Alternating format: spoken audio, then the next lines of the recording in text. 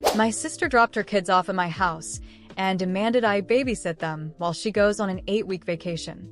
When I threatened to report her to the police, she arranged to have me assaulted in my own home so she could take them back. Unlike real gold, kids raised as golden children never turn out to be as pure as their parents see them growing up. My sister always got her way.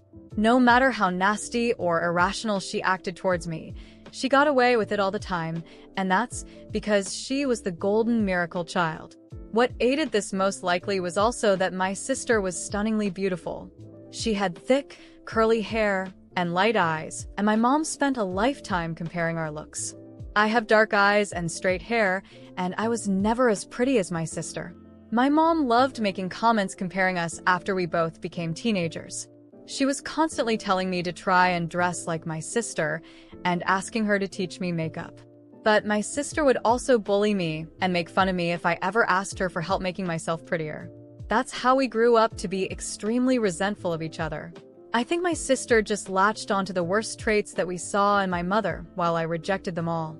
I think being put on a pedestal her whole life by my mom for simply being beautiful turned her into a rotten person who doesn't care about anyone but herself and thinks she can get away with anything just because of her looks. The way my mom compared us and put me down led to me having a lot of self-esteem issues, and as an adult, I am very quiet and reserved, and some people describe me as a pushover. Recently, I have been going to therapy to try to grow a stronger spine, even though it has been hard trying to stand up for myself and my relationships. For the very first time, I feel like the way my family treated me really screwed me up as an adult, and it's hard for me to maintain any healthy friendships or romantic relationships. My sister even slept with my boyfriend in high school in senior year, and for no real reason. She never liked him and told me many times she thought he was ugly. My parents told me to let bygones be bygones when they found out what had happened. My sister wasn't even given out to, and that was a moment where I truly realized just how much they preferred her over me. The way that my dad just stood by and watched my mom emotionally get under my skin for my entire life made me feel like no man would ever stand up for me or see worth in me, and it's very hard for me to trust and connect when dating. But my entire life hasn't been completely awful because of my mom and sister. Because the one upside of being the ugly sister growing up meant that I had zero social life and spent all my time studying. I ended up graduating high school with a 4.0 and landed myself a full ride at my #1 choice for university. Which was great because my mom told me the night before I started high school that she was paying for my sister's college since she was the eldest, but I would have to go to community and pay my way through it on my own. I remember sobbing and asking her why she didn't love me like she loved my sister, and she insisted that she did, but my sister deserved it more since she was her firstborn. The day I had landed my scholarship, I spent the entire day so excited to tell my parents about it. I guess part of me was kind of happy to have something that my sister didn't. My sister had spent all her time in high school partying and earning poor grades without any flack from my parents, and she was only going to college because my parents could pay for it. She wasn't even going to a very good one because her grades are so crap. So the day I rushed home to tell my family that I'd gotten a full ride to a prestigious university, I had never been so excited to share good news with my family. But when I got home and told my parents about my scholarship, oh, my dad said was good job, and my mom didn't even look up from her phone or give me any response. Then she ignored me for the entire week. After I had shared that news, I tried to ask her why she was mad at me for getting a scholarship for college, but she literally just avoided making eye contact with me and walked into the other room. It was like she literally hated me for earning my scholarship when most parents would be excited. Whatever. That's when I started to understand just how alone I was and how isolated my family wanted me to feel. I didn't understand why either. Why had my mom even had me just to spend a lifetime hating me and in turn making me hate myself? The day I got my scholarship turned into one of the worst days of my life, as I cried myself to sleep and accepted that I would never have a family that loved me. Not like my sister did. And I despised her for it. That night I wrote in my journal until the sun rose about what I wanted to do with the rest of my life. I was tired of being this sad little girl, and I decided I was going to transform every ounce of rage I had into academic success. Instead of throwing myself a pity party and begging my parents for love and attention, I was going to redirect all my focus and energy to my studies, as I always had, and give myself something they never could. I was going to be stable, independent, intelligent, and educated, even though I might never be loved. So that's exactly what I did. I went to school and graduated with honors. I got a fantastic position in a company I interned for right out of college, and I've been making six figures since I turned 23. When I came home for the holidays, I would tell my family about how I was doing, and I would get random compliments from extended family members. But my own parents never went out of their way to acknowledge or congratulate me for my accomplishments. As an adult, I knew better than to tell my mom about my high position at my company or how much I was making, since I knew it would just make her resent me more. But I told my dad, and one year he even told me that he was happy for me, and it was the nicest thing either my parents have ever told me. But even as an adult, my mom still treated me like an unwanted guest, and although I only saw them during the holidays, she would do everything in her power to get the attention off me if anybody asked me a question or directed the conversation towards me. For example, we were having Christmas dinner one year when my uncle congratulated me on a promotion I had been telling him about earlier that day. It was my second promotion within the company, and I had gotten a significant raise as well. I had been telling him about how I was looking into purchasing my first house. My uncle mentioned the promotion and the potential house, and a few other extended family members congratulated me and were pretty unexpectedly kind about the news. Another one of my cousins asked me what area I was house shopping in, and that's when my mom cut me off and said, "This is boring, can we change the conversation?" Then, under her breath, I heard her say, "It's probably not even true." Anyway, I ended up purchasing my house later that year, and when I posted about it on social media, everybody in my family liked the post except for my mom. I knew she was probably angry because my sister was having a completely opposite life experience than me. She had gone to college right out of high school, all paid for by my parents, and ended up failing out and getting pregnant by her first college boyfriend. I had a sneaking suspicion that my parents had asked her to get rid of the pregnancy, but she ended up keeping it and tried making it work with her baby daddy that she had only known for 4 months. Well, it turns out that they were completely incompatible, but I guess that didn't stop them from trying to make things work or solve their relationship by having another kid. I remember having to hold back tears when I saw her posting about having a second child, since I knew the baby was probably being born into a toxic environment since my sister was such an awful person, as was her baby dad. I had met him at the holidays, but he never even bothered to remember my name or make conversation with me, and every year he would bring home trays of food despite not bringing anything. Obviously, my sister and I's relationship did not improve as we grew up, and we basically didn't talk to each other once we were both moved out of our parents' place. We had each other on social media, and the few times where we would see each other during the holidays, my sister would make nasty comments to me about my weight or the way I was dressing. I honestly think she was just projecting because I wear a lot of designer clothes and I like cycling through my designer purses, and she would constantly ask me what fake a purse I had brought. This time one year, as soon as I walked in the door for Thanksgiving, she looked me up and down and said verbatim, "I see you're dressed up again like the stuck-up Bets you are." It was so ridiculously rude and uncalled for, and she would even constantly insult me right in front of her kids using curses and everything.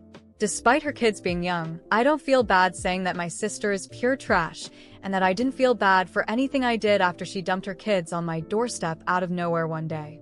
I had just been relaxing in my house one weekend morning after a long work week when my doorbell rang, and I was completely shocked to see my sister's 10- and 7-year-olds standing on my front porch holding overnight bags.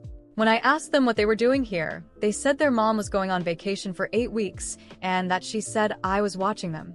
My sister and I hadn't spoken since our family's July 4th barbecue, where she told me not to have more than one plate because she was sick of staring at my muffin top. I had no idea why she thought I would be her free babysitter for 2 months. My nephews were good, quiet kids who were obviously confused as well, so I let them inside while I started calling my sister. My sister ignored my first 10 calls, but I kept at it until she finally answered. As soon as she picked up, I said that there was no way that I was watching her kids, and that if she wasn't here to pick them up herself, as soon as possible, then I will be calling CPS on her. I was literally Googling the number for Child Protective Services while I had her on speaker when she dropped a bombshell on me. Her voice got incredibly deep and scary as she blackmailed me by saying that she would call my job and inform them that I was not taking my bipolar medication and get me fired. even though my sister was an idiot who didn't understand anything about my job. My career was the most important thing to me, and I couldn't risk anyone threatening my position there. I just hung up after she said that, and tried to figure out what to do next was going to explode from the stress. Not only could I not watch her kids, but I had a trip planned a month from then to go visit my long-distance boyfriend Eric all the way in Australia and meet his family for the first time. We had been dating for a while, and I had been anticipating this trip all year. It was so important since he was introducing me to his mom and dad, and I wanted it to go perfectly. Now my life was thrown into chaos all because of my moron sister, and I had no idea what I was going to do.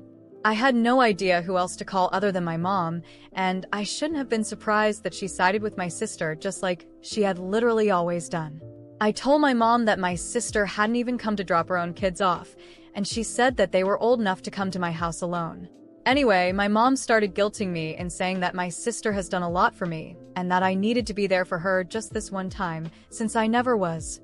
That made me lose my mind, and I screamed at her at the top of my lungs, and asked her to tell me one single time where my sister has been there for me or improved my life in any way.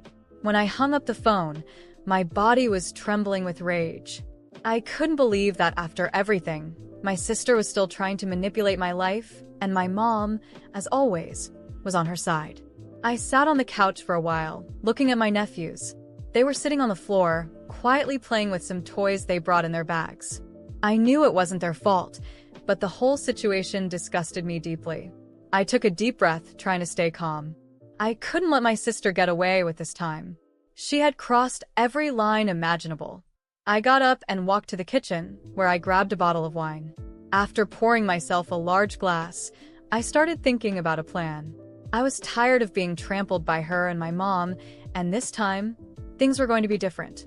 I decided I was not going to watch her kids. My life was finally on the right track, and I wasn't about to throw everything away because of my sister's irresponsibility. I picked up the phone and made a few calls. First, I called work and explained the situation to my boss. I told him that my sister was blackmailing me with false information about my mental health, and he was very understanding. He assured me that if she did call, he knew exactly how to handle it. That took a huge weight off my shoulders. Next, I called Child Protective Services, CPS. I explained the situation, told them my sister had left her kids with me without any notice, and that she was nowhere to be found. They asked for some details and said they would come by my house to speak with me and the children.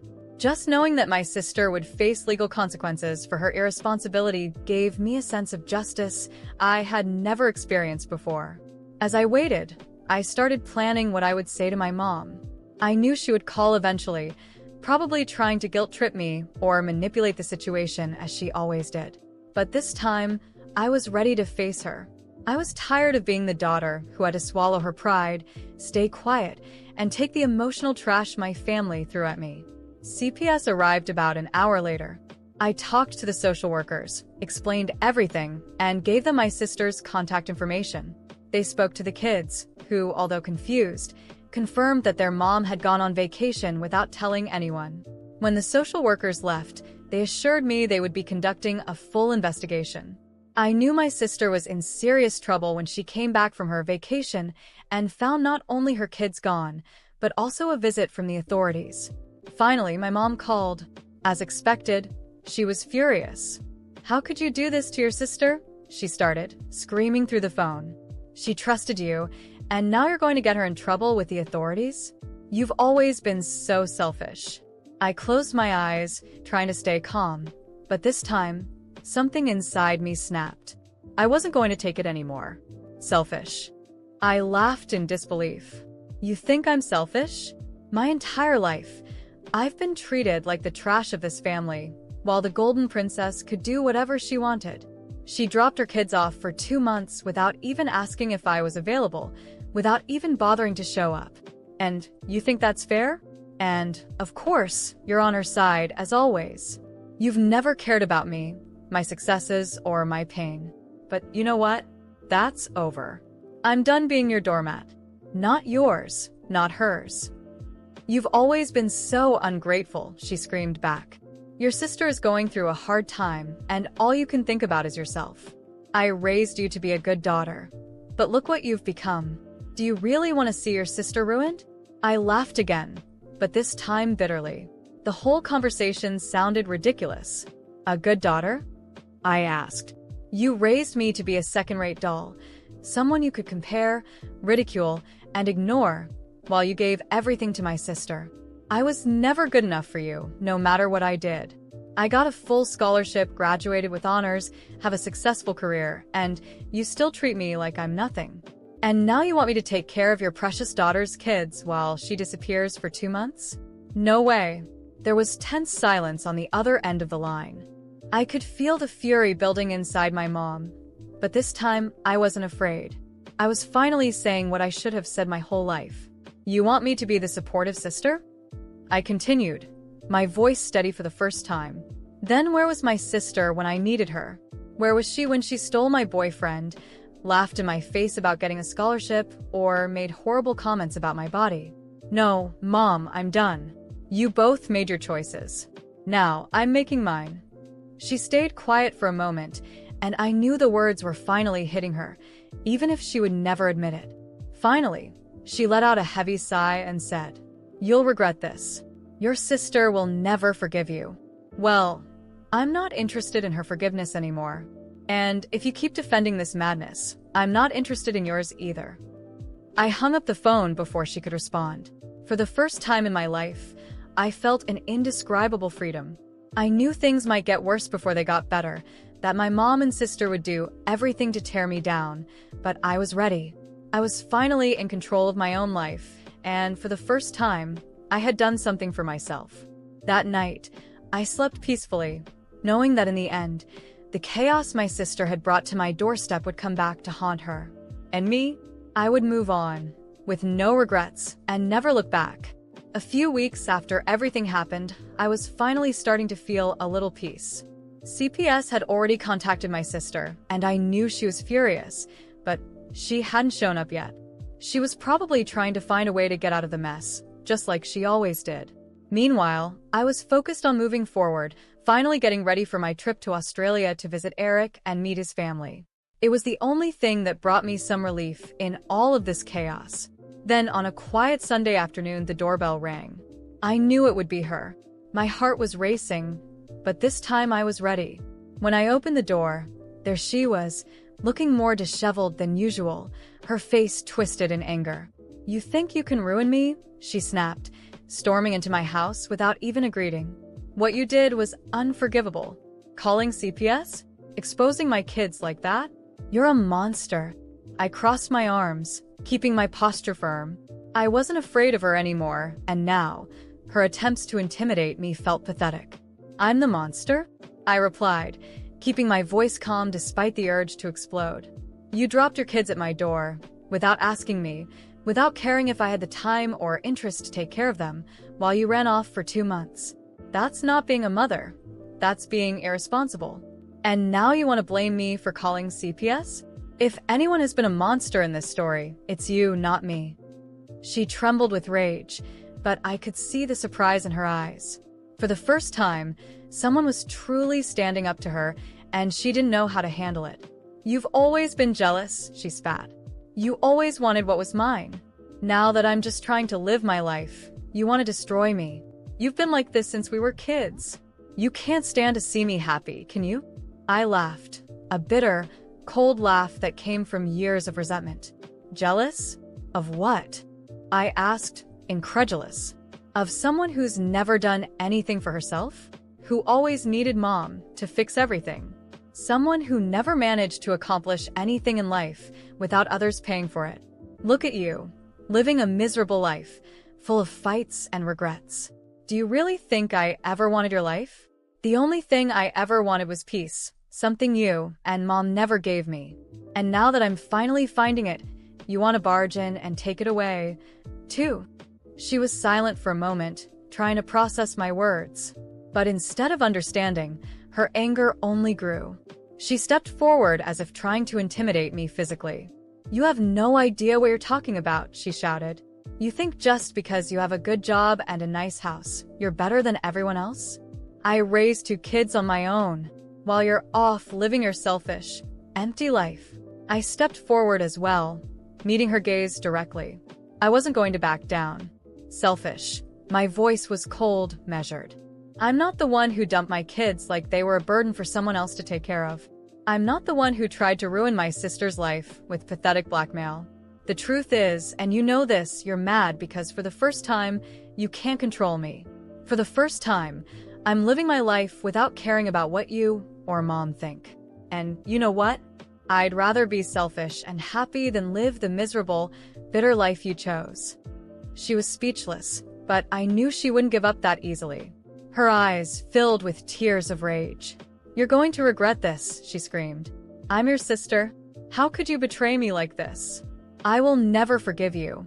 And when Mom finds out, I cut her off, raising my hand. "Enough." My voice was firm, unwavering. "I don't care about your forgiveness anymore. I've spent my whole life begging for something I never got, and now I finally realize I don't need you or Mom. I don't care what she thinks or does. The life I have now, I built it on my own, without any help from either of you. And I will continue to live my life in peace, without your drama and blackmail." She stared at me as if she couldn't believe what she was hearing, and I knew in that moment that something had changed forever. She had expected me to back down like I always did.